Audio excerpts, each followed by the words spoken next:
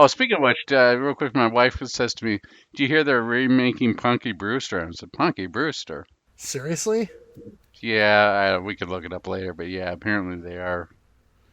Because everything from the 80s absolutely has to come back. I You mean, watch 10 years from now, you'll be go, and look, bullets are cool again. Shoot the Core Cast.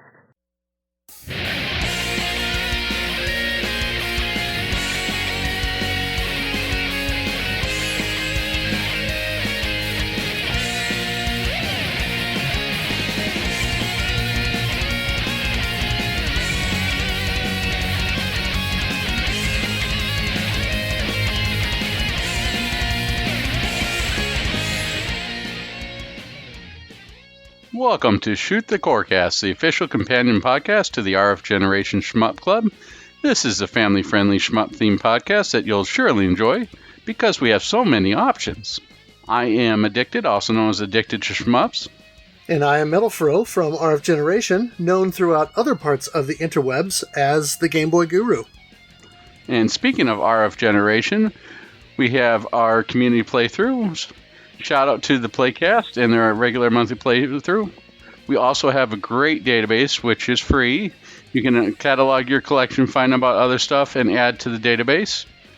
And this year, 2019, we are also doing the NES Challenge, where we're going to see if we can beat every Nintendo game that's North American licensed within the year. Please give us a try and join and help us beat the Nintendo library. Yes, and remember, licensed games only, so don't worry about having to beat Cheetahman. Or Bubble Bath Babes. All right, during the month of May, we played and tried to beat Gradius III for arcade, Super Nintendo, and Super Famicom, PlayStation 2, and PSP. We had a long list of participants for this month. We had MetalFRO, Addicted, Easy Racer, Duke Togo, Zoido, Normatron, Jammaster J, D Tungsten, Crabmaster 2000, the infamous Vic Viper MK2, Sir Flash, Nefarious West, and Pondering Ghost. Yes, and the last three participants there we're all joining in via Twitter. And you can do that now with future playthroughs by tweeting either at me, Game Boy Guru, or at ShootCoreCast, the podcast account, and use hashtag RFG Shmup Club to help share your scores or give us feedback on the game so that you can kind of tell us about it, and then we can include your thoughts in the podcast. Sounds great. I think we should also use the hashtag #PewPew. For the next playthrough. Alright, for a quick introduction to this game, it was developed and published by Konami, released in the arcades of December 1989, which is not where most people remember it. But we'll get into that in just a second here. The full title of the game, well, I'm going to leave this pronunciation to you because I would butcher it beyond recognition. Yes, pronounced Gradius III Densetsu Kara Shinwa E, which translates to Gradius III from Legend to Myth. Oh, yes. You forgot about the English title, though. I think the English subtitle is Gradius III from Mild Frustration to Utter Rage. At least that's how I felt. Good stuff. All right. Do you want to lead us off with the story here? Sure. In the darkest reaches of infinite space, pure evil lies in wait. The dark forces, led by the god of destruction, Bacterian, prepare to launch a massive onslaught against the planet Gradius. Possessing unstoppable power, the dark forces threaten to plunge the universe into total war and complete annihilation. Their invasion force smashes the Gradius defenses, and the surrounding planets soon fall like dominoes. Now, Bacterian's evil grasp reaches for the heart of the resistance, planet Gradius itself. To counter the oncoming threat of the united Gradius world forces, gather all their fighter craft. Half of them form a defensive net, the other half a strike team. But they are badly outnumbered, and the dark forces easily tear through their thin front line. No fighters survived the slaughter. In a last-gasp move, the United Gradius World Forces send out 2 fighters, previously considered too dangerous for combat missions, the interdimensional Vic Viper fighters. The fighters take off for the Heart of Darkness to join the fray that will decide the fate of the universe. Very melodramatic. Indeed, but you know what? I love stuff like this because, I love the story of, the wizard coming from the moon of the Einhander. But there, that Einhander came from the moon. But, it's just, stories like this are just deliciously of their time, and you love it on there, just like with the Thunder Force series. The ship had been sent back in time, but soon it was discovered that this whole thing was actually created because the Voyager space probe grew sentience, and you're like, what? That's no moon. I know, it's deliciously chaotic, generic, and just stupidly fun. Oh yeah, these plots, they're generally, these plot summaries like this are generally overwrought, but that kind of makes them fun because they're a little campy. And I love how they form a thin defensive net. It's like, okay, so we've overrun here. We've got to protect planet Gradius. We've got 3 fighters. They'll form a defensive net. We'll send these other 2 here. And you're just sort of wondering to yourself, like, why did we wait until they're there? But I guess if you have infinite space to work with, it could be a little difficult. Sure. I don't know. I enjoyed it, but it's ridiculous. Oh, all right. What do we find here in infinite space? Well, the original Gradius arcade game has 10 stages in total, including the series-only 3D level in Stage 4, where you fly the Vic Viper down a series of corridors, collecting power-up chips, and trying to avoid crashing into walls. I've heard that's your favorite. Indeed. Is that your favorite stage? It's by far, yes. The game introduces the edit mode to the series, which allows you to choose a custom power-up bar loadout rather than one of the 4 pre-built configurations. Gradius III is the only game in the series that adds an additional power-up option at the end, and so instead of the last item on the power bar being your question mark, which is your shield, it also has an exclamation point. And so in the edit mode, you can customize that to one of a handful of choices. Now, the arcade original is widely considered to be the hardest of the Gradius series, and was a considerable step up in difficulty from the first 2 games. There's also a beginner mode that has the first 3 stages of the game at a lower difficulty. Now, the Japanese release did not allow players to continue at all after losing all your lives. Konami actually ended up recalling Gradius III from arcades due to the spike in difficulty, and then the subsequent Asian market and international releases removed the beginner mode, but pared down the difficulty of the main game. Yes, I can refer to that as adding slowdown mode, right? Well, something like that. Now, Gradius III was, of course, ported to the Super Famicom in Japan and released in December of 1990. This reduces the overall difficulty, omits the faux 3D bonus stage and also the Cube Rush stage, rearranges a little bit of the stage order, which we'll get into later. It also adds some new weapon and power-up options in the edit mode, and this came to North America for the launch of the Super Nintendo in September 1991. The Super Famicom and Super Nintendo versions of the game are notorious for the amount of slowdown present throughout the game. Which, yeah, no SA1. Exactly, and we'll touch on that a little later. Now, subsequent arcade versions of the game were released on PlayStation 2 with Gradius 3 and 4 as the name of the release, and then also the Gradius Collection for PSP. Those revert to more of the original Japanese arcade version with their settings. You can change the difficulty to different levels, but the standard difficulty pretty much mirrors the arcade original, and from what I understand, does not allow you to continue when you lose all your lives. But you can scale the difficulty back to have fewer bullets and fewer enemies. Also, if you want to replicate the slowdown that is in the original arcade version, you would set the weight level to 2, but you can reduce that to 1 or even set it to 0 for no slowdown, which is quite a picnic.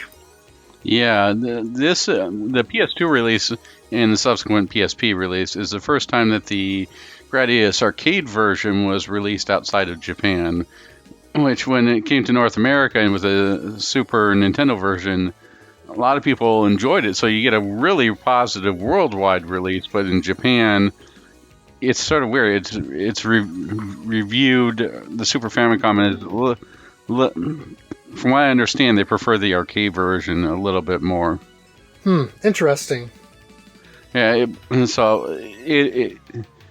everyone loves the arrange. It's like loving the arrange mode, but the original release is something that may have marred the reputation of the system had it actually come out in Western arcades. Interesting.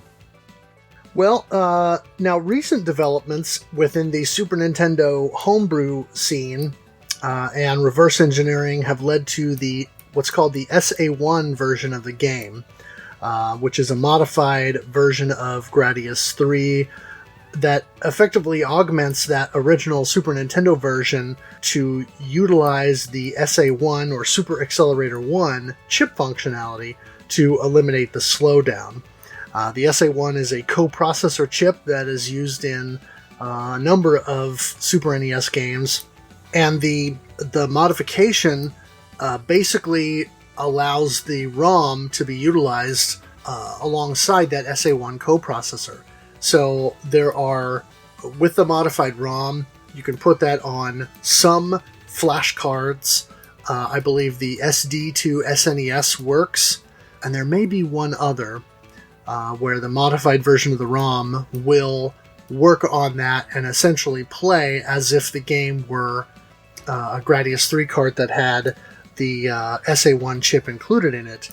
But, not to be outdone, well-known modder Voltar has actually shown off a mod that allows for effectively adding the SA1 chip to existing copies of Gradius III without destroying the boards or damaging them irreparably.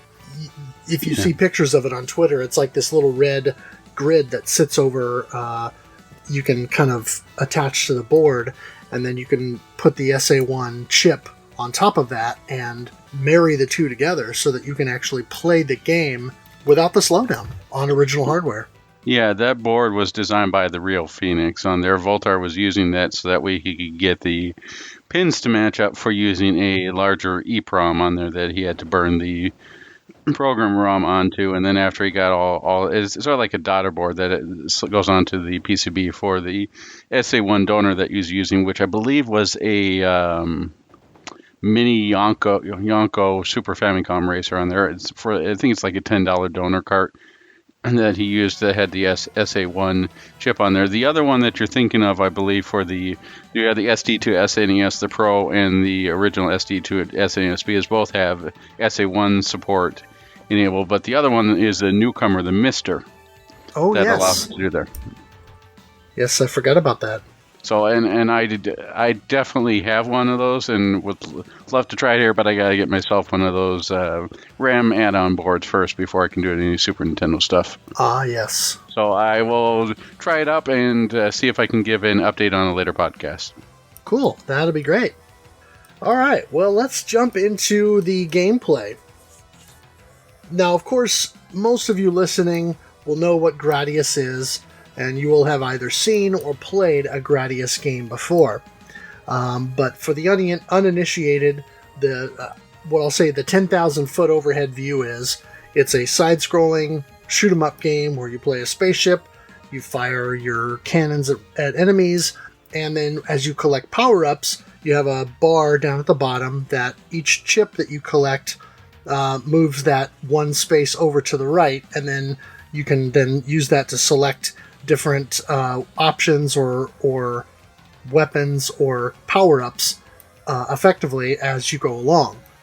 One of the things I want to add to real quick in here is as a horizontally scrolling shoot 'em up, and there in each one of these stages there are going to be certain enemies who are different colored than the rest, usually colored orange, and when you destroy them you usually get one power-up, and the first power-up corresponds to the first item on the power-up bar, and then if you get two then it corresponds to the second, and at any given point you can press usually the A button, but you can change around the controller in order to activate that power-up, and then it starts from 0 again, and so then the first one you get brings you back to 1, and so on and so forth. Correct. So, as we're going here, let's take a look at our loadouts. In this game, as we mentioned before, allows you to edit, but we'll go with the 4 default loadouts first. We have the Type A, which is Speed Up, Missile, Double, Laser, and Option. We have Type B, which is Speed Up, Spread Bomb, Tail Gun, Ripple, and Option. Type C is Speed Up, Two-Way Vertical, Cyclone Laser, and Option. Type D is Speed Up, Photon Torpedo, Freeway, Twin Laser, and Option. All loadout types allow you to select your preferred shield, either the forward shield, much like the original Gradius, or full barrier. Now, edit mode, which I used in this game, I'm pretty sure you did too, allows you to make additional choices. We have the free shield, which is similar to the standard shield, but you can mass up to 8 around your ship. The control missile, you can aim the missile up, down, or forward. When not aiming, it goes forward, and you can change the missile's direction as long as it's still in the air. Once on the ground, it will just continue along the path. You can only fire one at a time. It's sort of neat in theory, but I just never use this on there. I'm not sure about. Yeah, I never use that one. It's just one of the things you do once, and you're like, oh, okay, neat. Upper missile fires missiles upwards. For the arcade release, I use this a lot, but for the Super Famicom, it didn't seem really that useful. And the reason why, I'll go real quick, why I use the upward missile a lot during the arcade release is because a lot of the enemies on the arcade version seem to come from above. A lot of the stuff with it that I had to deal with forced me to fly low most of the time. And when I was flying low, the missiles gave me another added shield or some ways to attack upwards. And you don't have much that will attack upwards in any of the Gradius games. Very true. Moving on, we have the small spread, a spread bomb that travels backwards from your ship instead of forward like the Type B configuration. Did you use this very much? Yeah, actually I experimented with the spread bomb some, and I found it to be at least partially useful. It's nice to have some kind of ability to attack behind you for ground enemies, because there are quite a few instances where little walkers or enemies will kind of come in from behind, and they can snipe you if you're not careful. Oh yeah, especially in the arcade release, those little things have like 6 shots of espresso. Man, those things fly so fast. Have you noticed on the first stage of it, in the arcade version, if you just the little walker that comes in there, if you just let it go, it just exits stage left and walks straight off the stage into the void of space. It says, "Nope, I'm out of here." Oh, really? I guess I never had that happen. Yeah, it just moves so fast, it just walks right off the screen. Huh. Anyway, let's see here. We have the spread shot, which can be powered up twice. First level is 2 shots, each fired at an angle from the front of the ship. The second level fires the third shot straight ahead. I tried this for a little bit and thought it would be neat, but it just wasn't conducive to my playstyle in any of these. Did you experiment with this? I played with it just a little bit, but I found that not having a direct forward shot did not suit me at all. Yeah, I definitely agree with that. Now, this next one, the energy laser, also called the E-laser, this fires energy blasts that can be charged up by holding down the fire button. This wrecks bosses. This thing, if you have it powered up, just cuts through stuff. And did you use this for any of your playthroughs?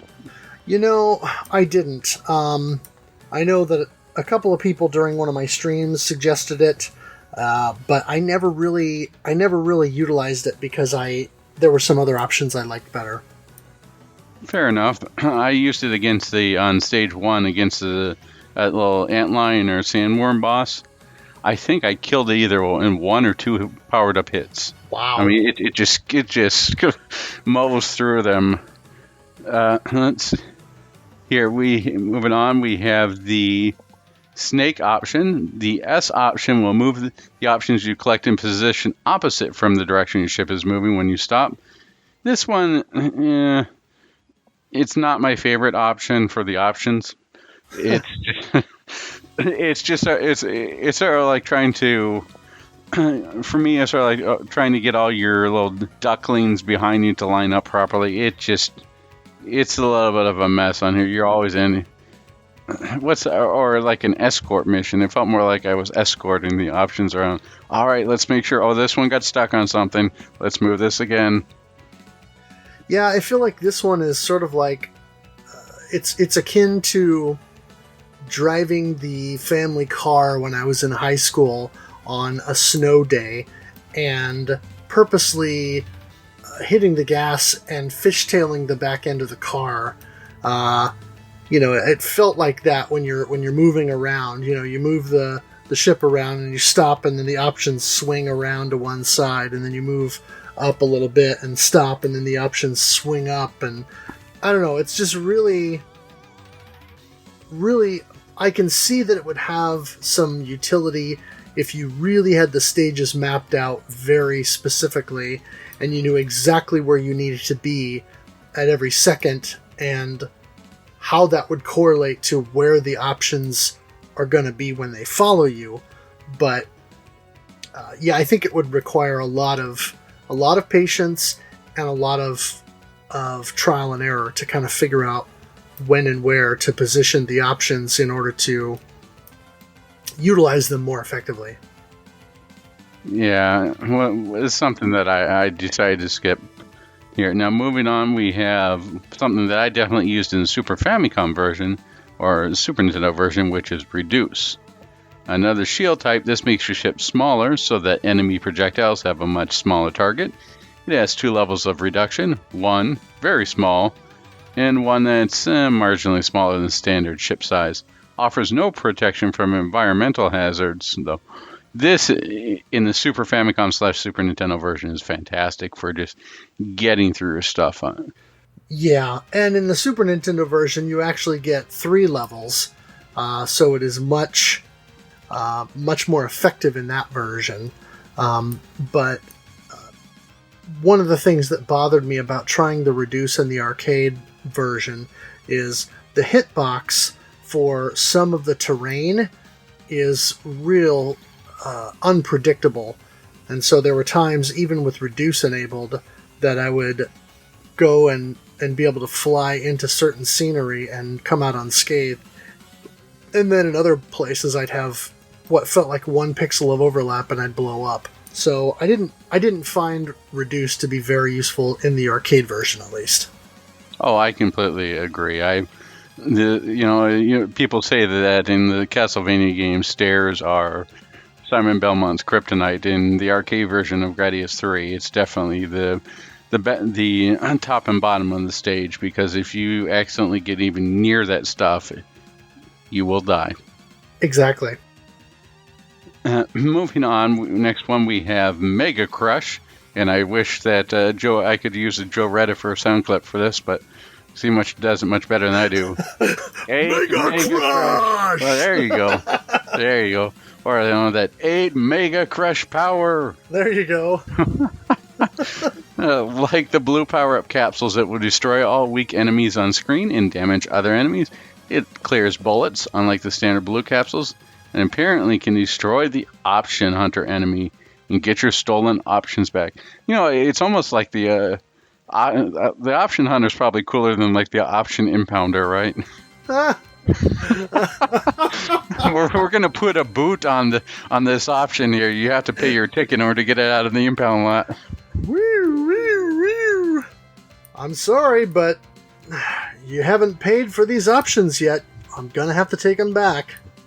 The one thing I will say that's really nice about here, and we'll discuss this later about the option hunter, is even though it's like a semi that comes barreling through your lane and you have to manage it and everything else that's going on, at least it gives you an audio cue, so you sort of get an idea that you need to get out of its way.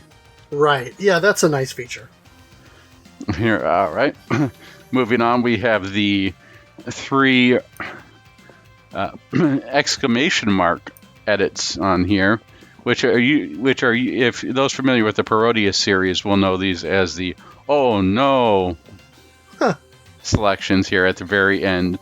Usually these do stuff that you don't want. And the first one is normal. It changes your main weapon back to the standard shot if you collected a laser or double. The second one is speed down. It reduces your ship speed by 1 level. And the last one is more like a... it's definitely a gamble. It's almost like it converts every playthrough into a 1 life clear. Yeah. It's called, and this is a strategy that I believe Viper MK2 put forward as a path to getting powered up really early and using that to power up your initial playthrough. Yep. And that's convert. It converts lives into options. So when you activate this on here, if you have 2 lives, you get 2 options, 3 lives, you get 3 options, etc. You can obtain up to 4 options in a single use. It's great for recovery, or if you stated earlier, starting the game out to get more firepower quickly. I tried this a couple times, but for me, it became I'm just going to have to learn how this game's mechanics work in order to do this on here. I found it pretty neat for pathing and sourcing stuff, but to learn the levels and get through stuff. But in the PS2 version, you can select what stage and what part of the stage you want to start from after you beat it. And that to me seemed better for practicing than trying to roll the dice trying to roll a 20 here on convert and power my way through the rest of the game on 1 life. Yeah, and I actually use this quite a bit because my feeling is recovery in a Gradius game is difficult because of what we now know as Gradius syndrome. But recovery in Gradius III, I think, is probably most difficult of any of the games in the series. So for my money, it was actually more worth doing the convert right away and starting with 2 options almost immediately. And then if I happen to die, well, then I don't have to either struggle and get frustrated with my last 2 lives or waste time trying to purposely run my ship into scenery so that I can start fresh. So I actually kind of liked this one and found it to be pretty useful. I can see where it has its utility, but it really depends upon your play style. As I said earlier, for me, it was something where I was going with the... I had gotten to the point where I just started learning the enemy placements. So I was like, okay, this guy's going to come from this altitude and he's going to come from here. And as long as I could get at least 1 speed in, I could usually start to power my ship back up. Which, it just may be that after a year of the Schmuck Cloud, I'm starting to get better at this stuff. I'm starting to pattern memorization's becoming easier. But I definitely had an easier time of recovering from Gradius syndrome than any of the previous titles. And I think that's just because, well, you play a year of shmups, you're going to get better, at least in some ways. Absolutely. Would you like to take a look at the edit mode? Yeah. So in the Super Famicom and Super Nintendo version, the edit mode adds some additional options above and beyond the arcade original. It adds the Hawkwind missile, which takes the place of the control missile, so that's not available in the Super Nintendo version. But depending on your position on screen, Missiles will fire upward, downward, or both if you're close to the center of the screen. And so if your ship is closer to the top of the screen, it'll fire upward. If you're nearer to the bottom of the screen, you'll fire downward. And then if you're centered, it'll kind of fire both up and down. I use this one a lot, and this was kind of my go-to for the Super Nintendo version, so that I had the ability to attack above and below as much as possible. There are definitely some places where it pays to have that capability of attacking from both of those directions. How about you? Oh, definitely. This was my go-to in the Super Nintendo, Super Famicom. It's not in the Super Famicom, Super Nintendo version. You're gonna have some enemies coming from above, but most of the enemies are gonna be from below. But it's still nice to have direction on there. I think there's maybe one or two weapons in the game that will allow you to actually shoot up or shoot in the direction of up. So it's very important that you at least have something that can hit that direction. And that those options aren't always going to be where you need them to be, as we talked about earlier. Right. The two-way back weapon is similar to the standard double, but instead of your second shot being kind of 45 degrees up from the front of the ship, it's more 45 degrees up from the back of the ship. So you're shooting some shots forward, and then the other shots are kind of shooting out the back of the ship, but upward at a 45-degree angle. I never used this. I could see where it could be useful in certain situations, but I think on the whole, I don't know. I just don't know how useful this would be. Yeah, I tried this once. It looked like it was farting shots out from the back of the ship. It was like, okay, well, yeah, no. It's just it's sort of like in Einhand trying to use the exhaust to kill your enemies. Well, technically you can do it, but it's very difficult to do and not very utilitarian. It's skip. Yeah. Now that was actually, I think I misread this. That was the back double. The two-way back actually literally fires directly behind your ship. And so you've got your main shot going out the front, and then a slower shot shooting out the back of the ship directly. And so they're parallel with one another. Now that I found useful in a few spots, especially in stage 9, I believe it is, when you go in to fight those walkers, the shadow walkers. There's the little walkers that come on screen. It was useful for those so that you can kind of eliminate those. I know that they don't shoot at you if you're flying low and getting right above them, but sometimes I found that a little bit hard to gauge, and so rather than trying to figure out where to position the ship so that I was safe, it was easier for me just to use the back or the two-way back and shoot them so that I didn't have to worry about them. Did you ever use this weapon? No, I didn't, but I could see using it in that specific instance. But that's one specific instance in the entire game. It just, and for those of you who are wondering about the Spider Walkers, I guess the closest that we could talk about with the Proteus series is, I believe it's in Proteus. They're with the Cabaret Dancer. Yes. Shakes back and forth. She's also in the Famicom version as well on there. And it was nice to see them sort of repurpose this on here, but it's not something that's. It's specific for one area in the game where it's helpful, and I didn't really use it that much on. Yeah, I didn't really use it that much either. We have the formation option, which lines up the options in a fixed formation above and below the ship. And it sort of resembles an arrowhead configuration with 2 above and 2 below your ship and kind of fanning out sort of behind. And so it's 2 above and 2 below in a full loadout.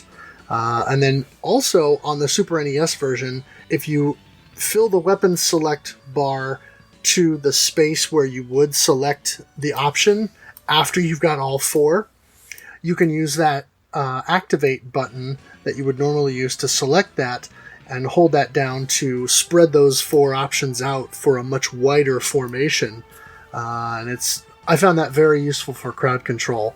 This was my go-to option set for most of the game when I played the Super NES version, because I found that, and especially after it was Vic Viper Mark II who told me this, about the spreading of those options when you are fully powered up and have that on that bar, is you can literally sit there on the intro to the stages where you have all the waves of enemies coming in.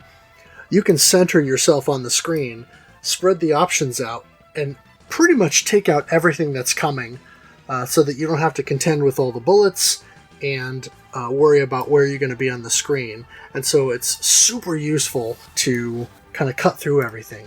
What about you? What was your thoughts on this? Yeah, I definitely found this useful on there. I've heard it as more like peacock mode on there. You just fan out and destroy. It's definitely useful on here, and I liked it. But I just found the rotating option mode seemed to work better for my playstyle just by a hair. So I went with that the majority of the time. But it comes in a close second. It's very useful. You've got a lot of firepower in there, and you know exactly where your options are going to be, so you can line things up. Yeah. Speaking of which, the rotate option is the next option to choose from for your options. And instead of following your ship around like the original type, these options will rotate around your ship. And in similar fashion to the formation options, if you get all four and then you fill the power bar up to the point where you could activate the options again, when you hold down that activate button, it'll fan out the options again to kind of spread them out a little bit and create a wider rotation path. I used the rotation option quite a bit when I first started in the month playing the Super NES version, and I like it a lot. I ultimately settled on the formation option because it creates a much wider path of fire. But I can see this being really great for having more concentrated fire around you. And as enemies approach you, especially with popcorn enemies and things like that, with these options spinning around you constantly firing, you're going to be taking out pretty much everything popcorn that gets close to you. Yeah, with the rotating options, these work really well in Stage 3 when you're cutting your swath through the spaghetti and meatballs. Yes. Yes. When you're basically drilling through the ground there trying to destroy all the boulders and stuff, these are great because these allow you to use an option in order to carve a path upwards or downwards should you need a quick escape route.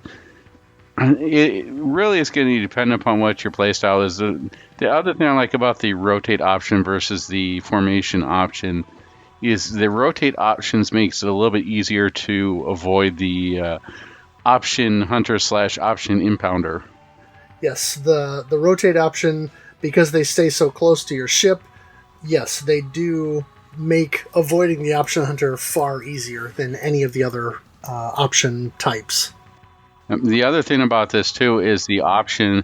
When I mentioned earlier about the upwards missile acting as sort of like an upward shield because of how much you're going to be firing upwards on there. And most people who I've seen with their playthroughs stay lower to the ground in Gradius III, especially with the arcade version. The rotate option almost acts as a second shield if you've got a full set of them. Yeah. The last of the new edit mode options is called Full Barrier. And you can use this in conjunction with the different shield options that you choose. And basically what it does is it allows you to refresh your shield back to full strength if it becomes weakened. So for example, let's say that you have the full barrier shield that you choose, which creates that force field, or I guess it's called the force field. So if you have the force field type shield that you've chosen, and it'll take up to 3 hits, and let's say you've taken 2 hits, well, instead of having to fill your power bar all the way back up to that spot and then take another hit in order to refresh that shield again, you can fill it up to the next space over and then immediately activate it to get back to where you were. So I found this to be infinitely useful, and until later in the month, when I switched over to using the trade lives for options feature, I was using this full barrier quite a bit, and I found it to be incredibly useful. Yeah, I would definitely say it's incredibly useful. I use this in the arcade version. In the Super Nintendo Super Famicom version, I use the reduce, because the hitbox is reduced on the Super Famicom Super Nintendo version, where on the arcade version, when you get shrink, you still got that hitbox, their little winky hitbox where you're going to be hit by the scenery coming at you. While the full barrier will at least give you more protection on there. It's really going to depend upon your playstyle, but for me, the Super Famicom go with the reduce, in the arcade version go with the full barrier, because you're going to be hit constantly. It's like a hailstorm of bullets and people and scenery. It just reminds me of the end of the arcade version. Reminds me the end of Crash Bandicoot when you end the stage, and it just says "Good job," but you missed 16 boxes and just all endlessly drops on you. Huh. That's how I see it with the arcade version, and you just need full barrier. Protect yourself. That'd be kind of funny. Crash Bandicoot with a full barrier shield. Well, have you seen the remake of that at the end there? I think it's like after 30 boxes, they just fall over unconscious, and then the boxes just keep dropping off. Nice. All right, so let's take a look at the stage changes from the arcade version to the Super Nintendo version. So these are taken from the Gradius fandom wiki. Now we're going to play a little bit of stage shuffle here. Stage 5 becomes stage 4. Stage 6 becomes stage 10, the final stage. Stage 7 becomes stage 5, and stage 8 becomes stage 6. If I'm trying to remember everything correctly on here, let's see. Stage 5, which is the Moai stage, I believe, becomes stage 4. Yep. And there, because you don't have the 3D stage. Stage 6, I'm trying to remember. That was the brain, the organics or life force stage? Yep. Okay, becomes a final stage. Stage 7, I'm trying to remember what that stage is on there. That's not the fire one. That one seems to stay in place. Yeah, I don't remember if that's... It's all right. Moving on here. I'm sure someone will let us know. The 3D and the Cube Rush stages are removed from the arcade version to the Super Famicom. In their place is a high-speed stage in the Crystal Maze. Now, they're commonly referred to as a speed trap. Yes, and I generally speaking, hate speed traps in shmups. I know I've said it before. I mentioned it during the Steel Empire episode, and it still holds true. However, I did find that once you learn what the proper path is to go through this stage, it is manageable, and it is more doable than I had originally thought. When I first got to this stage, this was the brick wall that I hit. But once you learn the path through and you kind of know where you need to be and where to go, as long as you're executing your movements fine and you're not either too fast or too slow, it's pretty reasonable. Oh, I definitely agree on here. And this is something where I was worried because I watched a couple of your playthroughs. It's like, am I going to make it? But then I made it through almost unscathed on my first try. And I was like, that didn't seem so hard. Now, I had been gotten a little bit scared also because I had been playing Parodius.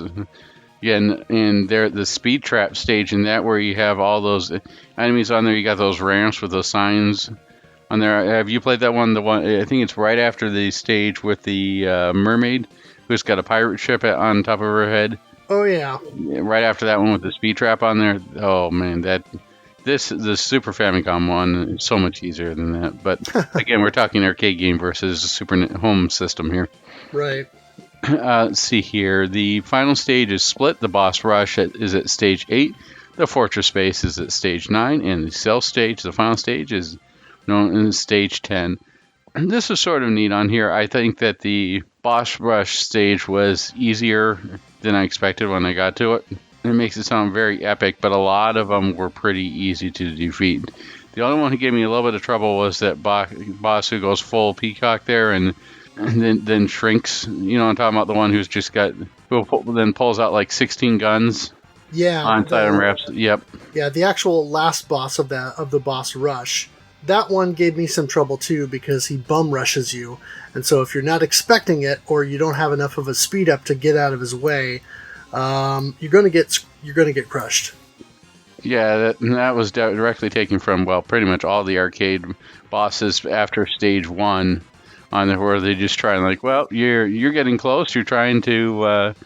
I forget what the term is in Damanko, but it's overly used in Ketsui there, but point blanking.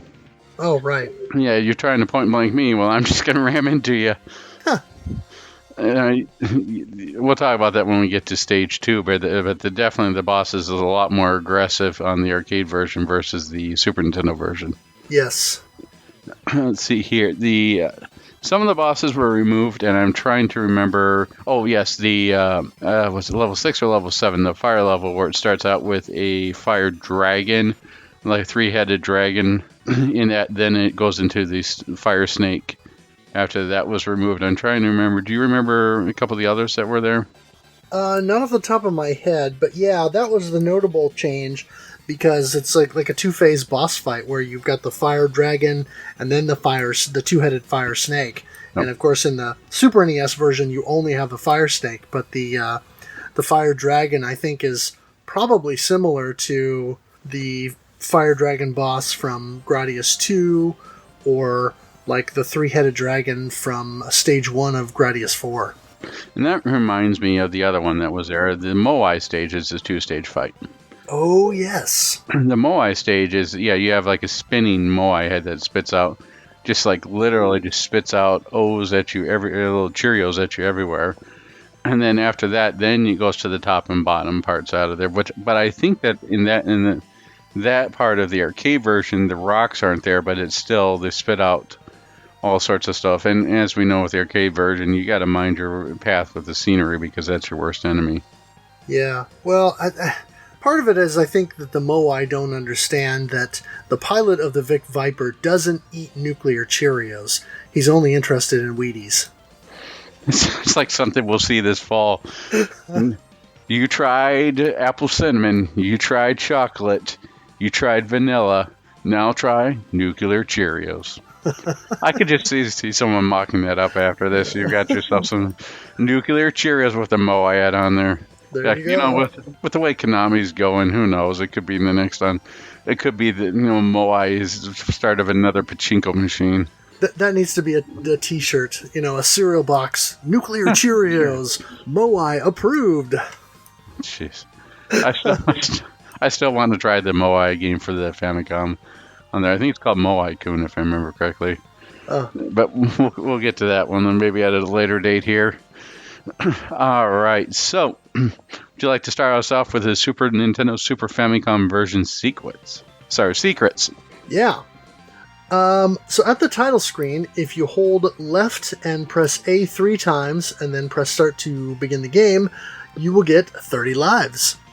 And the nice thing is, much like the famous use of it in Contra for the NES, you get that for each of your continues. You can use the original Konami code in the game if you pause the game and then enter that, but I wouldn't recommend it because you will die. You will immediately explode, and the game adds insult to injury by giving you an extra special explosion sound. However, if you change up the code and instead of pressing left and right during those portions of the code, but use the shoulder buttons L and R, then you'll receive a speed up, your missiles, 4 options, and a shield. So Konami is not without a heart. They at least gave you that ability to do that. If you're really super fast at pressing buttons, and you can press A 16 times within 1 second on the title screen, you unlock the arcade mode difficulty level, which is not actually arcade mode, it's just a harder difficulty. Wait, I thought that pressing A 16 times on the title screen gave you 50 pachinko balls. Maybe in the new version. Oh, okay. And if you press X at the title screen rapidly, you can increase your credits. I think it's 10 presses of X will net you 1 credit. And of course, the title screen doesn't stick around very long before it moves over to the attract mode. So you need to rapidly press it, get a credit, and then hit up or down on the controller in order to keep the title screen alive if you want to keep doing that. But you can bank up to 9 credits doing that method. Also, if you hold the A button down during the title screen until the attract mode demo play starts, then it'll show you a much harder playthrough of stage 1. The other fun thing is, while you're in edit mode, if you press XY, XY, XY, it will randomly select a loadout for you. So that might be kind of an interesting sort of challenge mode or fun thing to do once in a while with the game. Yeah, especially because the Super Nintendo Super Famicom version is pretty easy comparatively. We had a lot of people who were playing it and said that it was their preferred version, but also were noting that the slowdown seems to be, well, break the game. And there, well, speaking of which, let's take a look at some of the secrets from the Gradius III strategy wiki. Yeah. For the PS2 and PSP, well paused if you enter the Konami code, but using square and triangle as the final button presses, you'll get a full loadout plus a double weapon. On the PSP version, if you replace square and triangle with left, right, shoulder buttons, you get the laser instead. On PS2, replace the square and triangle with circle and cross or X.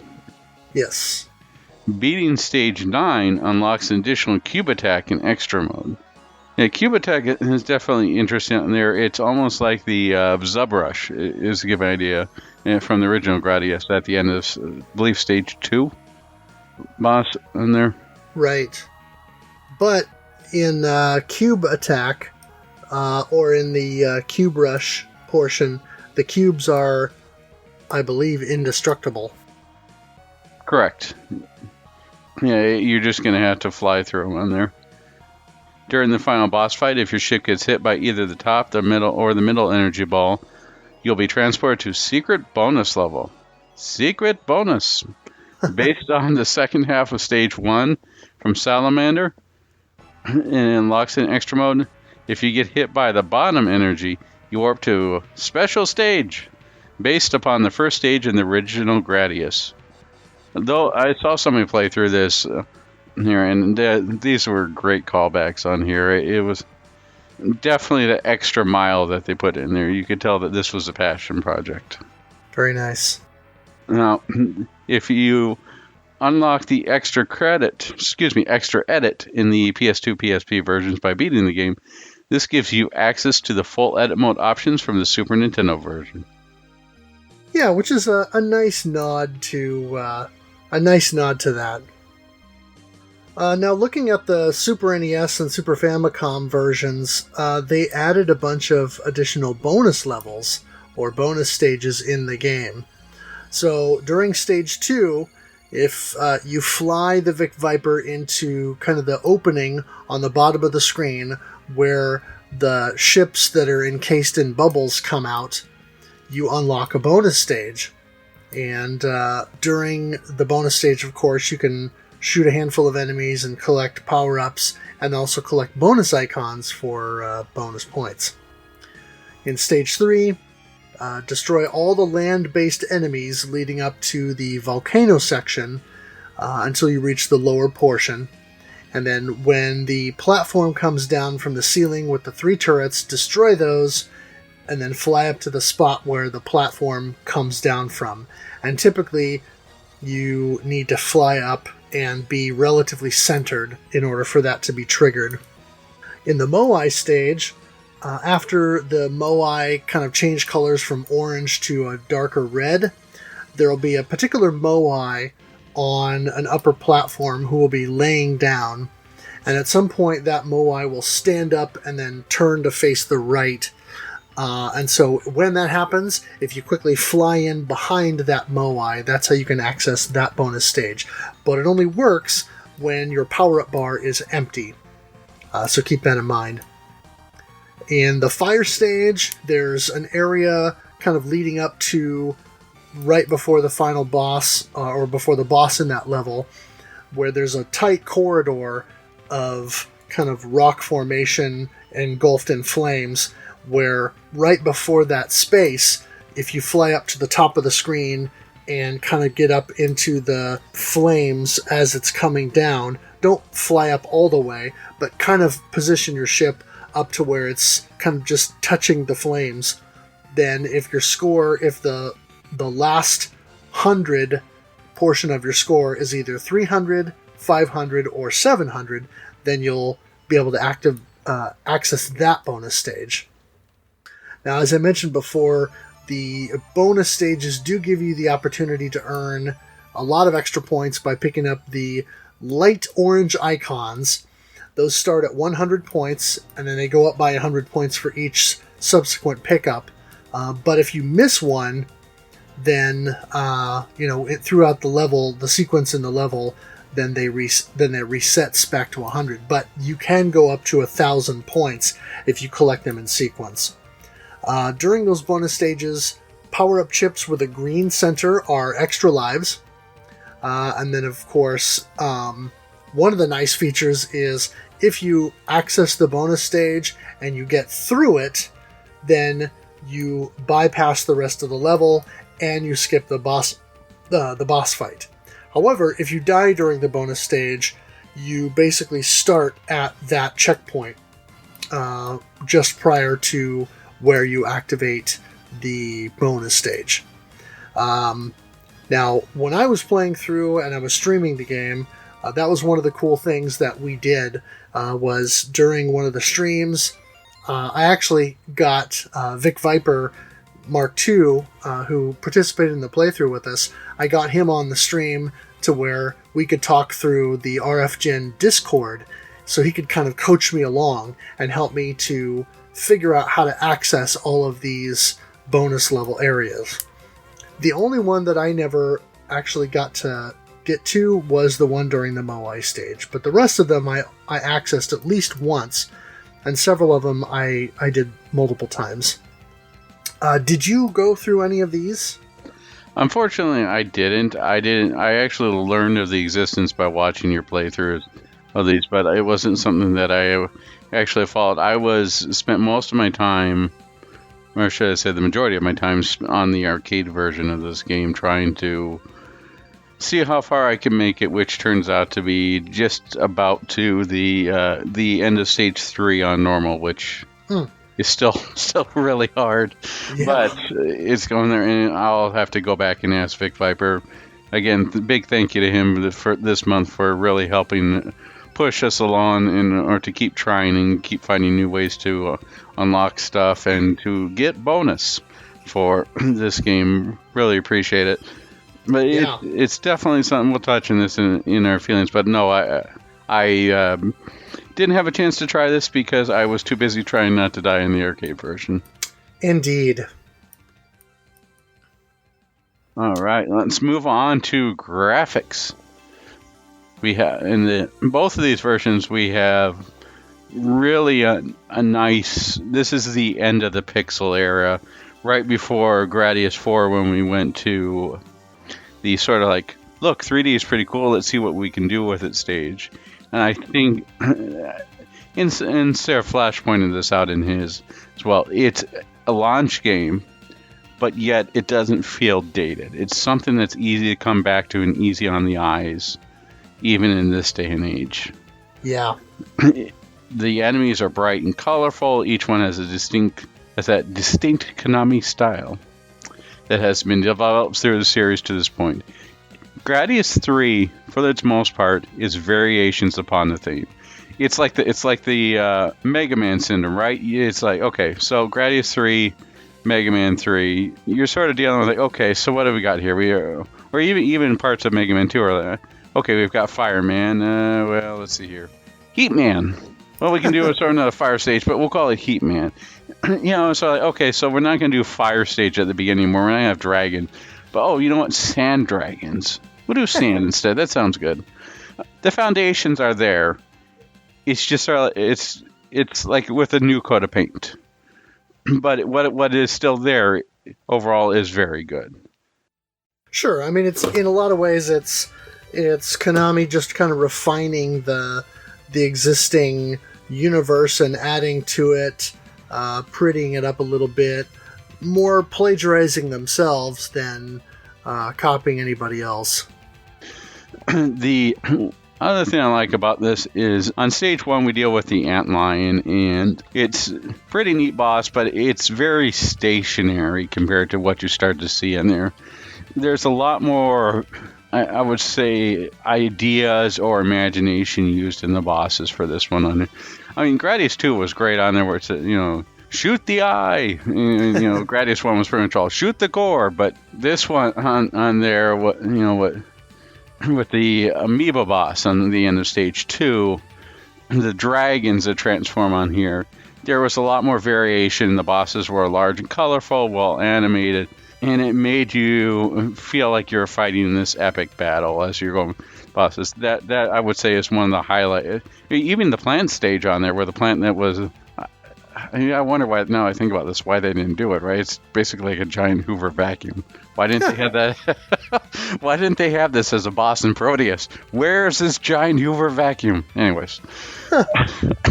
But the bosses are very well done. They're huge, they're imposing, they're well drawn, colorful, and they're well animated. With the exception of the one at I believe at the end of stage 7, that's pretty much just like lanes that you have to shoot at. Oh yeah. You know what I'm talking about, right? Where it's like, okay, We've got this wall.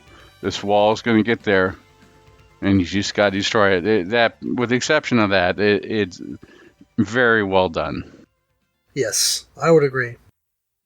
I think this was an excellent choice to kick off the 16-bit era. I mean, as Konami here got pulled off a win because it was, as mentioned previously, the arcade version had only come out in Japan. So this was a way for them to reintroduce it in for the Super Famicom launch.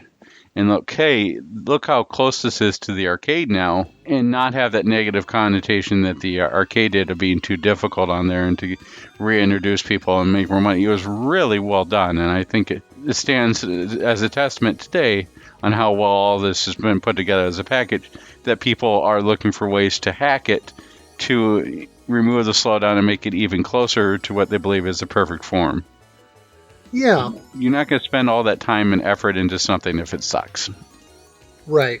And one thing that I would like to, I guess, reiterate is, Sarah, like you said, Sarah mentioned that it's a launch game, but it doesn't necessarily look like a launch game. And I really think that despite being that early in the life of the console, the graphics are really nice and the detail level is good. It's bright and colorful, and everything is just really well done.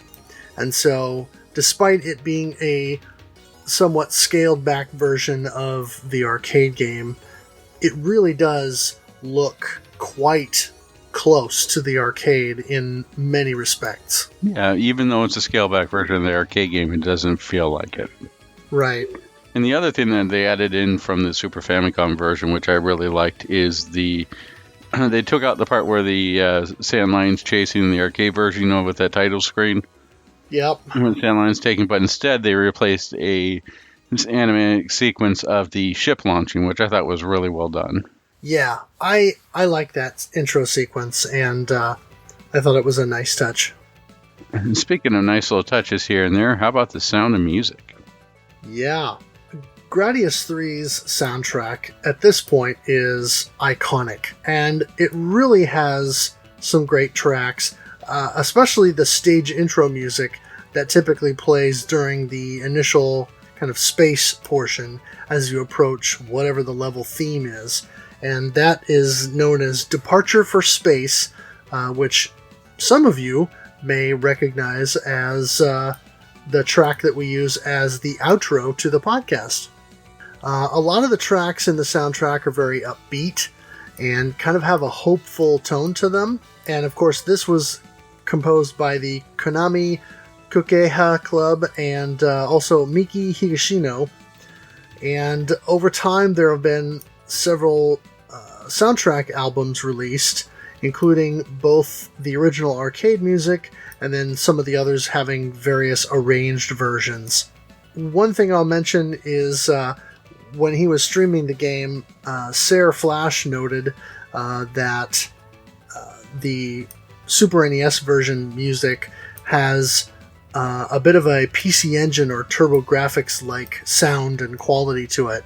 And I would have to agree, because it really does kind of have some of that vibe. Some of the instrumentation really sounds very similar to what you might hear from a TurboGrafx or PC Engine. And I particularly like the Super Nintendo version of the soundtrack. I found it to be quite listenable and enjoyable. Yeah, it doesn't have that overuse of reverb that you normally associate with Super Nintendo soundtracks. Yeah, and I think Sarah Flash had mentioned that within the PC Engine version that there was a rumored PCE CD or PC Engine conversion maybe in the works that was changed over to the Super Famicom, or you used bits and pieces of it. Oh, that could very well be, which may be why that soundtrack has some of that sound, because they may have been happy with the PC Engine sound, and so they just used that in the samples for the Super NES soundtrack, and so that may be why it sounds so distinct. Yeah, it's something that it's a guess, but it's something that seems like it would have at least some truth to it on there. And as mentioned, it definitely does feel more like a PC Engine soundtrack than what you normally hear with your tons of reverb. Yeah. Now, so we've been talking about the music here and the graphics on there. What are your impressions of the game? This is interesting because, typically when you approach a game like this, most people tend to see a conversion of a game like this for the home console as inferior. I tend to be the opposite. Now, of course, I'm not a major score chaser. I'm not a masochist, and I'm also not a super hardcore, good at shmups person. I'm average, maybe slightly above average at this point, since we've been doing this for the last year. But I really prefer the Super NES version to the arcade original. As I was playing through it, the arcade version, I struggled a lot with the arcade version, and one of the things that I did while I was working on that and streaming is that D. Tungsten actually suggested that perhaps I do the beginner course just to kind of try to play it a little bit easier. And so I did that. I did the beginner course, and I eventually was able to get through the first 3 stages in the beginner course. But going back to the main game, I was able to, I think on easy, the easy difficulty level, I was able to get through the first 3 stages, and then I could reach the stage 4, which was that kind of faux 3D stage. But I never quite navigated that properly, and I kept crashing into walls. So I never actually saw the 5th stage in the arcade version, other than looking at stuff online. I became very frustrated with the arcade version, and that's the kind of game that, until such time that I would become, I'll just say, an expert, or a top shelf player of shoot 'em ups, the arcade version is something that I have a hard time seeing myself putting a lot of time into.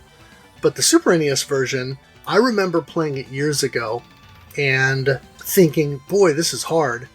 I'm not sure I'll ever be any good at this. But through the course of the month, I was able to reach the last stage. Now, I did that partially with the 30 lives thing, just so that I could practice the bits toward the end in stage 9 that I had trouble with.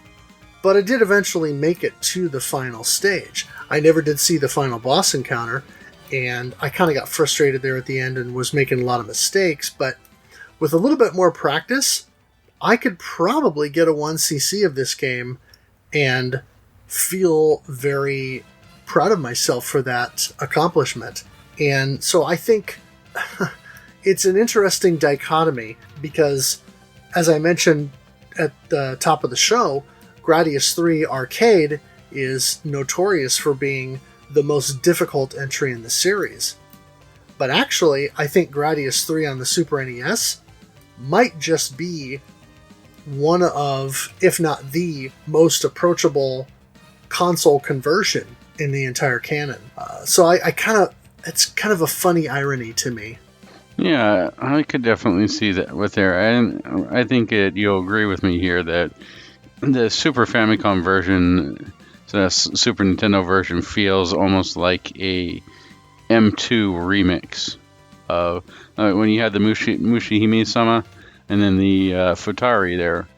It really feels like the original arcade release was remixed into something more palatable for people. And I think that majority of the changes they made from the conversion are for the better. It's definitely something that with a slowdown on there really makes the game easier and you could argue more manageable, more accessible. Yes. But it's something that for people now, as mentioned earlier, we've been playing for shmups for on a monthly basis for almost a year, I should say a little over a year now, actually. And we have gotten better to the point where we surprised ourselves, and I think this happened to Krabby as well. After playing for one or two times, you get to near the end of the game, which is really surprising for a shoot 'em up, especially something in the Gradius series. Yeah, and yeah, I mean, it does really feel like an arranged version of the arcade original, and so in a lot of ways, I prefer that. Now, purists, of course, are going to want to cling to the arcade version, but for my money, the Super Nintendo conversion is where it's at, because I feel like that is perhaps a better distillation of the game and the ideas that they're bringing forth. But that's just me. It's great that we have both the arcade version and the Super NES, Super Famicom version that we can play, and people can choose whichever version they like. Now, I have read that the developers have stated at some point, and I don't have a source for this, I wish I could remember where I read it, but there's something that I read at some point that said that the developers actually prefer the Super NES version, or they think that that's the superior version because maybe it's closer somehow to their vision of the game. But again, we've got both, so you can pick whichever one you like, or you can pick both if you like both. Yeah, now this may be the Stockholm Syndrome talking, but I really like the arcade version. Yeah, the arcade version for me struck and scratched that R-Type itch on there, where it's pure memorization on there. Once you learn the layout of a level, you can dominate, but you have to have the right set of conditions on there. And the other problem with the arcade, as we mentioned on there, if you slip up and make one mistake, the game will get you. So you always have to be on your guard, and you always have to be going. And it's a huge challenge, but it is definitely doable. And that's the part that kept me coming back of, it's like, I started out crappy on R-Type, I started learning the patterns, I started memorization, and I was able to do it. The start from nothing, and through practice and persistence, and a little bit of swearing, to be able to make it through stage 1 consistently without losing a single life and go on to stage 2 and so on is something that encouraged me to play the arcade release more. Now, if someone came out on the street and says, "Hey, I love the Gradius series, should I get the PS2 version or should I get the Super Famicom?" Super Famicom, hands down. But if you're looking for a challenge that's not going to back away from you, grab the arcade version and grab a good control stick. I believe that your biggest problem that you were facing when you were playing the arcade version was the PS2 D-pad is terrible for this type of stuff. I had to use a analog I was able to switch the controls and use the analog stick, and holy, that made a big difference on the ability to control my ship. Yeah, see, and part of my problem is I don't have a stock PS2 pad. I have two lousy aftermarket controllers that are janky, and then I've got a nice Logitech wireless pad, which has an okay D-pad, but again, it's not a good substitute for a stock pad in some situations, or at least for the purposes of comparison, because I've played enough PlayStation over the years that I'm used to the kind of standard PlayStation-style D-pad or directional button input. But ultimately, this is a game that I think would benefit with an arcade stick. Yeah, I could just hear Mark MSX yelling into his microphone or yelling at the podcast. They're going, "Gee, even shmup, bro, for this, you need a Korean arcade stick." Now, in all seriousness on here, this is something where, again, this is arcade game. You're going to be doing really... It's all, I don't want to say like tap dodging, but you're going to need either a analog stick or you're going to need arcade stick in order to start making progress in here, because using the thumb-busting digital D-pad of a PlayStation 2 controller is not going to cut it. Sure. Well, let's move in and hear kind of some of what the RF generation community had to say. So we had one of the participants, Duke Togo, says, "I'll squeeze on some Gradius III for sure. I need all the slowdown I can get." And then later in the thread, he posted a score and he says, "Haven't had much time with kids and such, but snuck in a quick run. Nothing too impressive, but I was experimenting with the C-Laser. The hitbox on it is very weird, and you can definitely see that where you have to cut through the dirt and boulders. It doesn't even consistently drill a straight line." And of course, he's talking about the stage 3 in the Super Nintendo version, where you have the sort of meatballs and gravy, the sand and boulders that you got to cut through there. And I could definitely see it being hard to deal with that. It's too bad that it doesn't allow you to switch in between weapons, but of course that would be going against the Gradius normal, so I would wonder if that would be more appropriate testing for Parodius or within my favorite entry in the series, Gradius Gaiden. Right. But we'll get to that hopefully soon. We have a quote here from Normatron.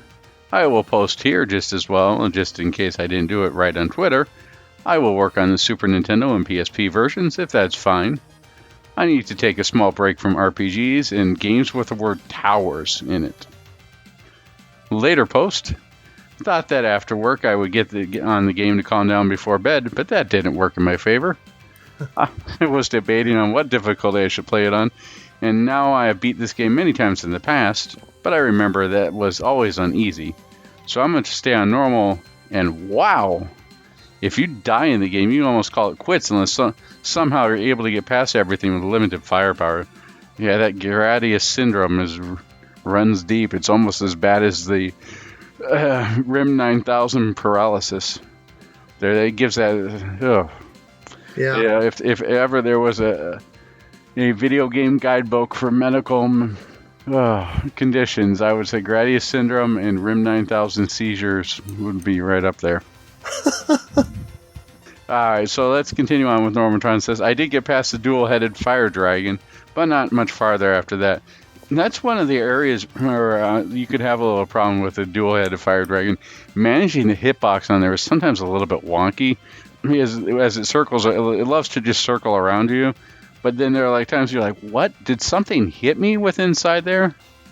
Yeah. Do you have that problem too, where even at reduced, you're just like, maybe did it sort of hit the back of the tailpipe and hit something? Right. Yeah, that was a little weird. Yeah. Anyway, I did try and get past the fire dragon, but not much farther after that. Needless to say, I left the game not calm at all, but angry and couldn't sleep for 2 more hours. Oh, sounds like a classic case of Gradius syndrome there. Huh. Later post, another late night Gradius III run. Played for quite a while and found 3 of the bonus stages and tried to incorporate going through them in my playthrough of the game. It turns out the only good thing to come out of it was getting around 15 or 20 extra ships. That's still a heck of a lot to get out of it. Good job. Yeah. My score didn't change much from before. If you can grab all the point pickups on the stages, you may be able to come out ahead. But you've got to be quick and careful while doing it.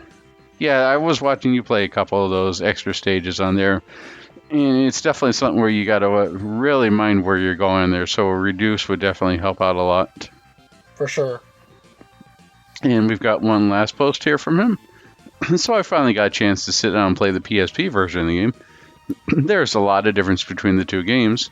I far enjoy this, but probably due to the PSP being small for my hands.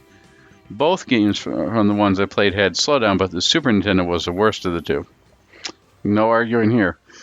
But I didn't consider that to be a problem for me.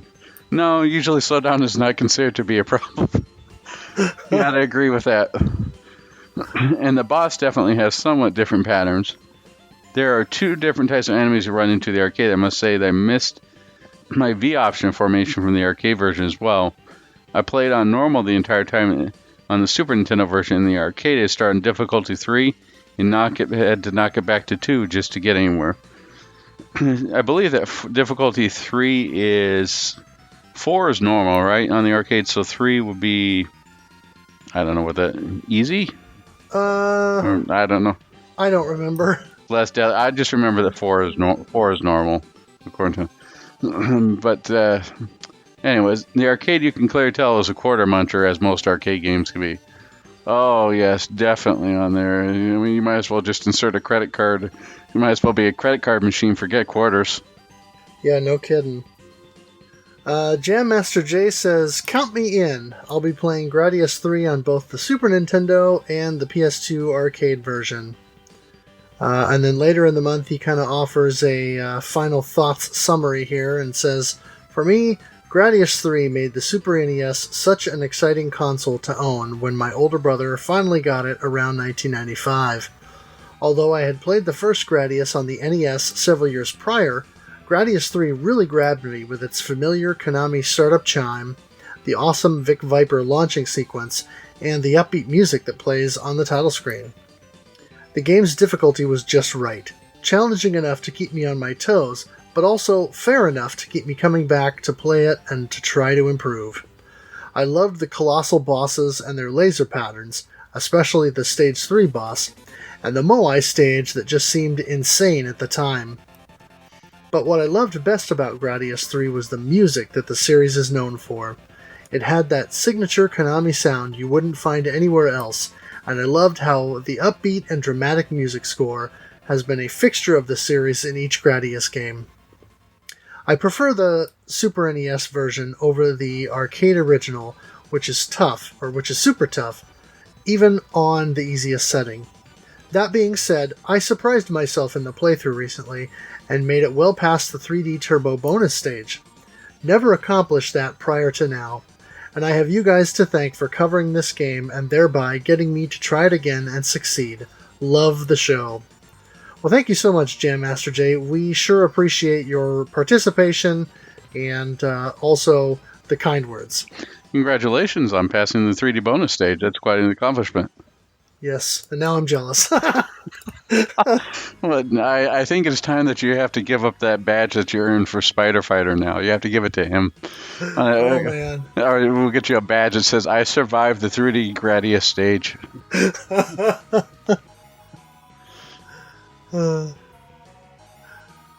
And D. Tungsten also joined in and says, I believe I have this one on the PSP. Would love to participate. Thank you for joining us and participating. Hopefully you found the game to your liking. We definitely did. We have a post here from Zordo. It seems like the default setting of the PSP version are slightly easier than on PS2, but I need to double check that. Oh, checked it out. PSP default difficulty is 3, PS2 on 4. So it is slightly easier. That must be why I had an easier time on the PSP. Definitely. It says later post, I got me a cheap Super Famicom Super Famicom copy of the game and gave it a try yesterday. It went quite well. Took a few tries on the Stage 3 boss, but luckily the game gives you enough power-ups to get you back on track quickly. Yeah, it's a lot easier to recover on the Super Nintendo version than it is on the others. Super Nintendo is not going to accept your credit card or quarters as payment, so definitely worth it. In Stage 5, that bleeping enemy stole all my options, so I lost a life or two there also. After all, I made it to Stage 6 boss, but I didn't have enough lives to learn his attack pattern yet. So, later post, great job, everyone. Well, great job for you. Sounds like you made some great progress. I have some final thoughts. As I said, I'm already not the biggest Gradius fan, but I have to say, playing Gradius III was way more fun than I expected. I didn't regret starting earlier with the Super Nintendo version. It's much more accessible and forgiving than the arcade version. Even though it has some serious technical issues, well, this slow down, it's definitely a welcome technical issue. Sometimes I couldn't even see the sprite of Vic Viper is loaded on the screen. That could be a little of a trauma in there. I know that in some areas it does tend to blend in. Thankfully, we don't quite have the issue where you're going, where did that bullet come from? What? But I could definitely see there are a couple instances where the ship sprite could blend in a little bit too much into the background. Yeah. I feel like it could have done some good progress playing a little longer. The arcade version might be the best example of the Gradius syndrome I could imagine. No arguing there. When you lose a life, you're done. It's nearly impossible to get back on track after you've died one time. The best thing you can do with the remaining ships is try and get as many points as possible before something kills you. Yeah, which is usually pretty quick. Yeah. What really annoyed me about the Super Nintendo version is the enemies that steal your options. That happens in the arcade version as well, but not the option impounder is only in the arcade version very briefly. In the Moai stage, I believe, and there's one other stage I can't on top of my head, but it's not in the Super Nintendo version. It could happen at really almost anything past stage 1. Yep. Not only because it makes the game more challenging, but because it seems that they've only created them to get control of the lag somehow. The lag control, the option impounder, the lag reclaimer. We'll have to think of a good name. What I really loved about both versions is great soundtrack, like always in Konami games. Yeah, it definitely a standout for this one. Here now, I say that in soundtrack, this definitely beats out from Gradius II. But as far as between Gradius III and Gradius II, I think Gradius II is the better game. I think the bosses have a little bit more variation to them. Both versions are more evenly balanced on there. The graphics are really good. Again, this is like it's Konami running on the theme. It's sort of like Gradius 1 and 2 with a new coat of paint. Sure. Yeah, so Easy Racer penned some thoughts in the thread. He says, had been busy enough that I hadn't really put time into this since the first few days of the month. Even then, I hadn't passed level 2 on normal, though I did get to the plant boss on easy. Plugged in again today and tried normal again with fairly low expectations, but then got on a monster run and made it to the speed trap. I do like how the game doesn't have a lot of cheat moments, at least so far, other than the option hunter. That option impounder. In a later post he says, I haven't been able to beat my personal best yet, but wondered if anyone else changes the button alignment for gameplay. I switched to Y as the firing button and B as the power-up button, and it feels a little more natural.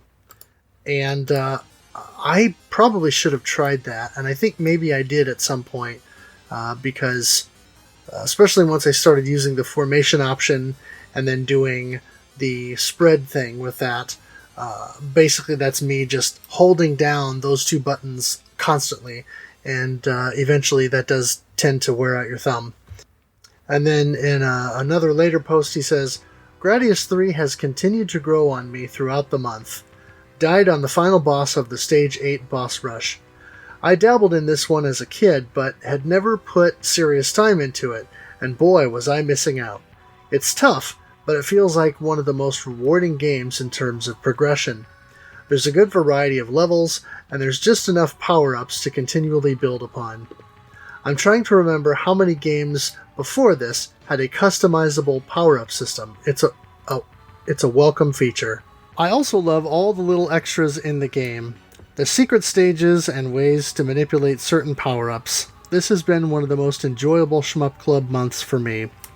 And I have to add one last comment.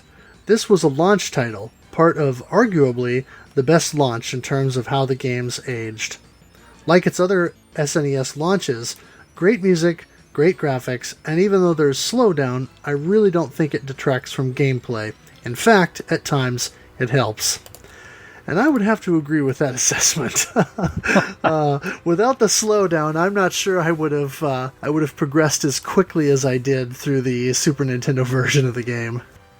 Oh, 100% agree. The slowdown really makes the Super Nintendo makes it easier and definitely more enjoyable. If it had been like the arcade version, I think a lot of people would have said, "Forget this. Let's go play some Super Mario World." Yeah. Huh. Well, for a different side here, we're going to talk about Crabmaster 2000, also known as Krabby 2K. Gradius has never been my favorite style of shmup. It's so crazy hard to recover after a death that you get your shift beefed up again. Especially at certain points in the game, if you die, it's just so brutal. Yeah, there's definitely some points in there where problem, especially the boss rush, even though it gives you a lot of those little zubs that you can get power-ups from, it's really hard to actually manage those and keep your ship powered up to the options that you want. Most of the time I end up just like randomly sort of hitting the power-up button, trying to go through as fast as I can. Yeah. Oh, look, I finally got it. Yeah, power-up roulette. It's also got some mean design, like near the final area when the roof and the floor close in on you. Yeah, that seems to be the case with a lot of shmups on there with the final areas. Remember with Thunder Force 4, aka Lightning Force on there, that has a lot of floor closings and rearrangements on you that if you don't know it's coming, seems a bit unfair. Yeah. I've been using the custom ship build going with the Hawkwind, Tail Gunner, Sea Laser, Reduce, and Mega Crush. Tried the shields on a run, but the Reduce is more my style. Love that smaller hitbox. Oh yes, definitely. In the Super Nintendo version, the Reduce goes a long way. Later post.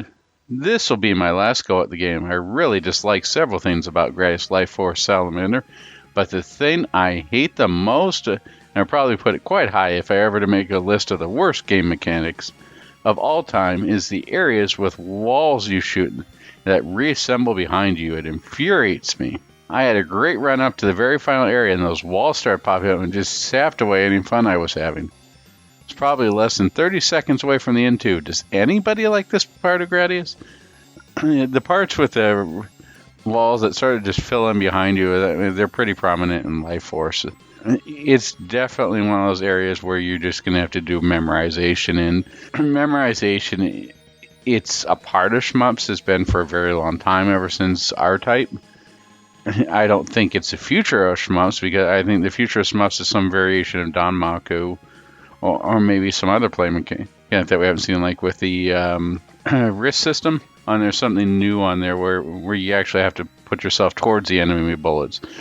But with Gradius III and the play style that comes from, which is a variation of the R-Type, you definitely have memorization coming into play, and that's going to be off-putting for several people. I mean, even Sir Flash doesn't like the memorization in R-Type. Right. I mean, it's almost like playing a giant game of memory, right? Where you flip over those cards. You know, hey, I match 2. Sometimes you get lucky, you match 2. Sometimes you don't, and your ship gets destroyed. It could be really frustrating, and I totally understand it. But thank you again for playing with us. Yeah. And Vic Viper Mark II says, "Hello guys, I watched Game Boy Guru's stream on Gradius III and learned of the Shmup Club.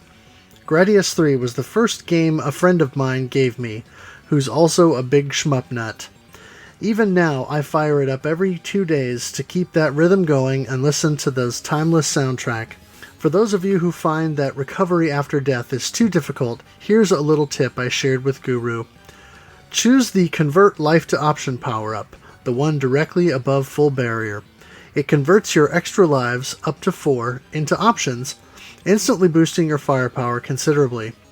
To do the math, with just 7 power-up chips, you'll save the need to get 20 for that 4 options.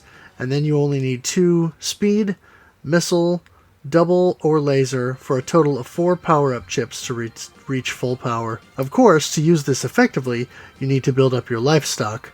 Best way is to go into the 5 bonus stages and collect the points and 1-up chips littered around.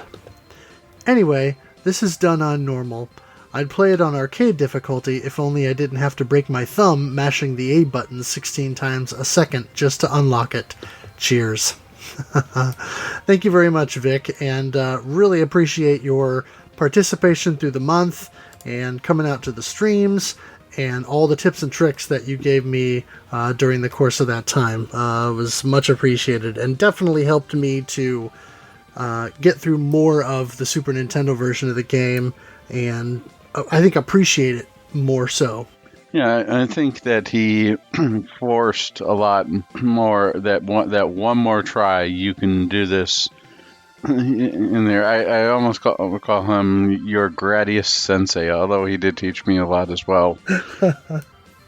Yeah, but it's interesting to get a perspective from him, as I think it's safe to say, after chatting with him several times during streams, that this is probably his favorite shmup. Specifically the Super Nintendo version. So anyway, it was neat to have him jump in and join in for the playthrough. So this morning I tweeted out, and I also included in the thread, a question. With the advent of the SA1 mod, which removes the slowdown in the SNES version, what else would you change about that version of Gradius other than the slowdown? And we got a handful of responses. Easy Racer posted in the thread and said, I loved what Lightning Force did with the power-ups upon death. I could see Gradius III doing something similar. Maybe instead of losing all power-ups, you lose 1 level of each. In essence, losing missile and laser, but keeping all but 1 option. Or possibly letting you choose whether to have the power bar start, where to have the power bar start upon respawning. And then on Twitter, Mark MSX responded and said, the checkpoint system. The checkpoints made the game harder and more annoying than if it just continued going or restarted the stage. And then again on Twitter, Vic Viper, on Twitter, he's Vic Viper 1973. He said, without slowdown, it's perfect. And then Collector Cast, which is Duke Togo from the site, he says, add in that wonderful 3D level from the arcade. And of course he puts a little winky face after that and says, seriously though, the only thing I would change is the default speed. If you started with what equates to 1 speed up, it would be a lot better. And in that sense, I would tend to agree. The default speed of the game is incredibly slow, and it's one of the holdovers from the original Gradius game, that I think, especially as difficult as this entry is in the arcade, makes any kind of recovery effort nigh impossible, at least for me. And so I feel like by giving you that little bit of a leg up when you first start out, that you could really improve your game and have a much better chance at really succeeding. Now, of course, that would defeat the purpose of a quarter muncher or yen muncher, so to speak, in the arcade. But in terms of gameplay balance, I feel like a faster default speed would make quite a difference. So in that, I would tend to agree. Yeah. What about you? What do you think would be a welcome change to the game? I definitely would say that just these types of games in general, and starting even from the first Gradius, that changing the default speed to something a little bit faster on here. And I realize why they don't do it, but it would definitely be a welcome enhancement on there, so you don't feel like you're rowing across the stars, as we previously mentioned. The other thing that I would like to see on here, probably this would have been maybe a little bit more showcasing of what this. And I realize that this is a very great graphical showcase on here, but I would have, since they took out some of the stages, I would have loved to see something with Mode 7 in it. Something that's going to show off. I realized that, hey, here's the Super Nintendo. We have big sprites. We have arcade music. We have reverb. But, it's just like something on here. If you're going to take away the 3D stage, which I think was probably a good idea, especially with the Super Nintendo version, but at least replace it with something pretty neat in there. Something with Mode 7, maybe even a Mode 7 boss or something like that. It doesn't have to be anything super fancy, but it would definitely have been welcome to see. I would have kept the soundtrack as is. Sorry, Sir Flash, but I really like this one. Yeah, that's an interesting take. So let's briefly touch on the high scores for the month. Looking at the arcade version, and I'm only counting the normal or arcade difficulty runs that were done. And if memory serves, both of the high score winners in the arcade version were playing the PSP version. But the winner was Zoido with 136,590 points. And the runner-up is D-Tungsten with 99,040 points. Now, I will note that D-Tungsten did play also on some easier difficulty levels and had higher scores, upwards of 160,000 points. But I'm only counting the ones here on the normal difficulty, since there was actually competition there. Now, I will note that both D-Tungsten and myself did manage to, I'll say, complete the beginner course in the game on the easiest difficulty. So we were both able to 1 credit clear just that short 3-stage run. But I don't know that he recorded his score for that or not. And mine is on the stream, and the video's archived on YouTube, but I didn't post it in the thread. And then on the Super NES version, Vic Viper Mark II had a whopping 641,500 points. And then Sir Flash came in with 530,700 points, and that was confirmed as a 1cc. I think Vic's was a 1cc as well, but the screenshot, the picture that he took, was at the last boss. And so I don't know if that screen showed up as he defeated the boss or what it is, but anyway. Oh, the giant head, right? Yeah, the big brain head thing. Yeah. Well, it goes ow or whatever you hit it. Oh, yeah. Yeah, it goes, it's not really like an ow, it's more like, oh, or something like that, every time you hit it. Anyways, go ahead. Yeah. So, anyway, congratulations to Zoido and Vic Viper Mark II for winning the high score competition there in those 2 particular categories. And of course, many thanks to all the participants who played with us during the course of the month. And a great showing, really, for the Shmup Club during the month of May. Thank you again to all who participated. It was really a fun month. Indeed. Well, apologies. Let's final thoughts on Gradius III. I kind of mentioned this earlier, but I'm of 2 minds about this. I think the arcade version of the game is one of those things I could see myself popping in very occasionally to just kind of see how far I can get and remind myself of just how not good I am at it, and give it a chance to kick my butt once or twice and then put it away.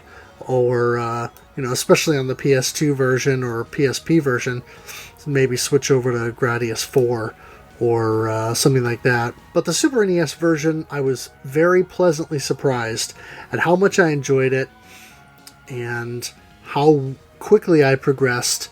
And like I said, I think if I put some more time into this, I could probably squeeze out a 1cc on the default difficulty. And so it's very gratifying to be able to reach the final area in the game and, get that close to victory, even though I couldn't seize it. So I really enjoyed the Super NES version. I came away with a much stronger impression of that version of the game than I had previously. And yeah, like I said, I'm just pleasantly surprised at how good it is and how much I liked it.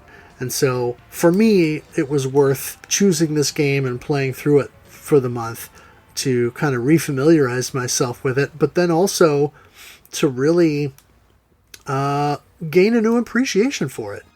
Excellent. I'm glad you had a good time with it. It was definitely a good pick. I would rate the Super Nintendo version like a popcorn shmup. It's akin to like what you use for an action movie, right? Sometimes you're in the mood you say, I want an action movie, give me Die Hard, I want to see stuff exploding, guns firing. This, to me, is the Super Nintendo version of Gradius III. You can pop it in, you can play it every once in a while, you have a lot of fun playing it, and then you move on to something else. The arcade version is, masochist only, but but it's one of those things that kicks my butt, and then I'm like, you're not going to do this. And I just there's something about it that has me keep trying over and over again. And each time I inch forward, little by little, like trench warfare, little by little, I take an inch at a time away from the game. And maybe in 16 to 20 years, I'll actually make it past stage 3. Yeah, it really is a war of attrition, but for some people, that's what they like. Yeah, it's very memorization heavy, and it's something that I will definitely be trying my hand at again and presumably failing, but I will keep trying on. If you're going to go for an option, definitely go with the Super Famicom version, but if you're in the mood for a challenge, you can't get any more challenging than the arcade version. Very true. But I still have to say that if you're looking, and this is just my opinion, but if you're looking for a really good Gradius game, either grab the Gradius collection on PSP, or grab yourself a Japanese PS1 and play Gradius Gaiden. And I'm looking forward to the day when we cover that one. Oh yeah, that'll be cool. All right, so just to let people know, we have some shmups coming next. I guess we can call these our summer series, or the shmups of summer. We have in June 2019 Ghostblade and Ghostblade HD for the Dreamcast, Wii U, PS4, Xbox One, and PC. Definitely having fun playing this one, and all the back and forth talk between the soundtracks is great as well. Oh, yeah. Almost as much fun as the game itself. And in July 2019, watch out for Flying Pancakes as we try Strikers 1945-2. It's for the arcade, Saturn, PlayStation, PlayStation 2, and Switch. I'm definitely looking forward to trying that one in July. That's definitely one of my favorite series. Yeah, that'll be an interesting one for me to revisit, because Strikers 1945-2 was the very first import shmup I ever purchased. And so it'll be good for me to put some time into it and kind of come back to it. The plugging in of an old friend. Yeah. In my case, maybe more of a frenemy. The ghost of Psycheo's past. Oh boy. We're going to make bad memes here. I better stop before you come out with a portmanteau. Oh no. Oh no, the portmanteau. Anyways, all right. So like to shout out to Sarah Flash of Studio Mupprints for the logo and for joining us for this month. And we'd like to also mention that we have that logo plastered upon some very nice shirts there. And I must say, I do that orange shirt. At first I wasn't certain, but that orange shirt is growing on me. Oh yes, the one that Sarah likes to wear on stream. The Orange Crush orange shirt with the Shoot the Corecast logo looks really nice. Yeah, it does. I was going to say, for any of you listening, if you'd like to get one of your very own, just go to redbubble.com and search for Shoot the Core or Shoot the Core-cast, and it'll be the top or one of the top results, and click on the logo, and you can choose from a multitude of colors, and, help support the podcast and sport a shirt proudly. Thank you. I'd like to also thank all the members of RFGen and the RFGen Playcast, as well as all the people who played with us for the month of May. We'd also like to thank everybody who is playing through the 2019 RFGen NES Challenge. It takes a lot of guts to play Firehouse Rescue. Yes. And I'm slowly slogging through Adventures of Lolo 3. And as we record this, I just cleared out level 7 earlier today, which is another 5 floors and a boss fight. All right, good job. Let's keep up the good work. You can be doing that while you're doing Ghostblade. Something like that. I'll also want to make sure we shout out Kogasu for the intro and outro music. And then, as I've mentioned multiple times during the episode, I am streaming. I'm on YouTube. You can look me up there as Game Boy Guru. And I'm streaming on Twitch. Although it's backwards, it's Guru Game Boy. And so if you want to watch me play some of these games, come check it out. Sounds like fun. All right. Anything else that we need to cover before we take off? Yeah, Gradius III, even with the options on there, the arcade mode, it's not easy by any means. But just little by little, the fact that at first I was like, everything's faster than me in the beginning, and able to get to the point where I could beat stage 1 without losing a life on normal is considered pretty darn good. And it's that type of improvement that I really like to see. Well said. Well, thank you all so much for listening, and we will see you next month. Goodbye, and thank you for playing.